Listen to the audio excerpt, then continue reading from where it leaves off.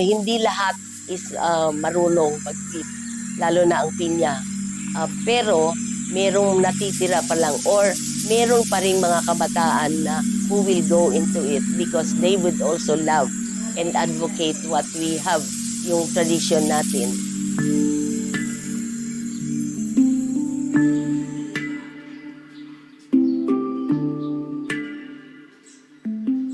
Sa Aklan po, ang history ng weaving, pinya weaving is it had been with us since 4 generations ago.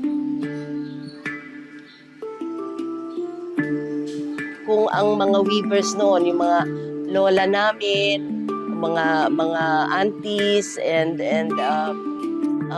even the farmers have been into weaving and the production and the propagation of the planting materials is also here in Aklan.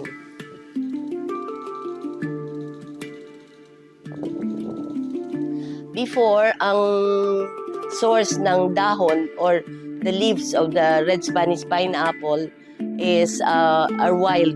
It grows wild in Aklan.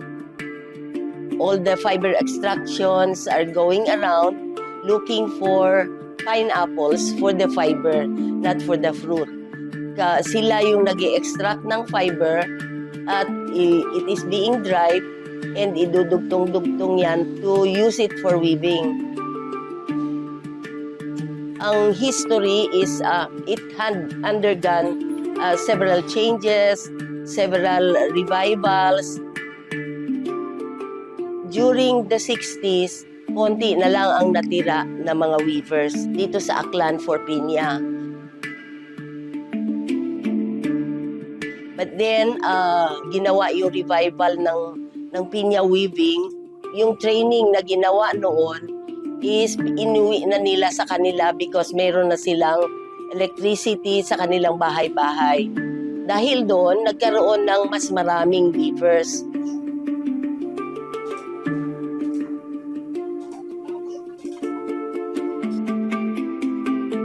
In 1991, the Aklan Pinya Manufacturers and Traders Association was organized.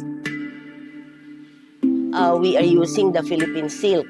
Although it's limited, but we are trying also to go into sericulture to address the need for the weaving of the pinya seda.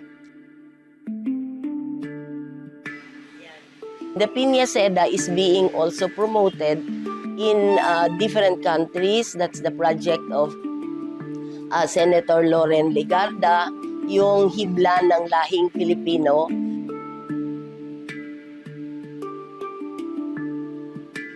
Ang maganda ngayon is nasa listahan na ngayon ng Intangible Cultural Heritage ng UNESCO. Until now, it is in Kalibo where the center of pinya weaving is.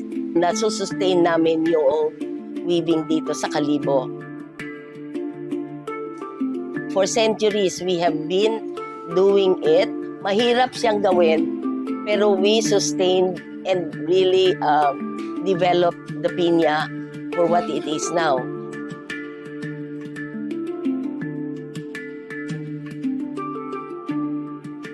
Ako po si Ana India de la Cruz Legaspi.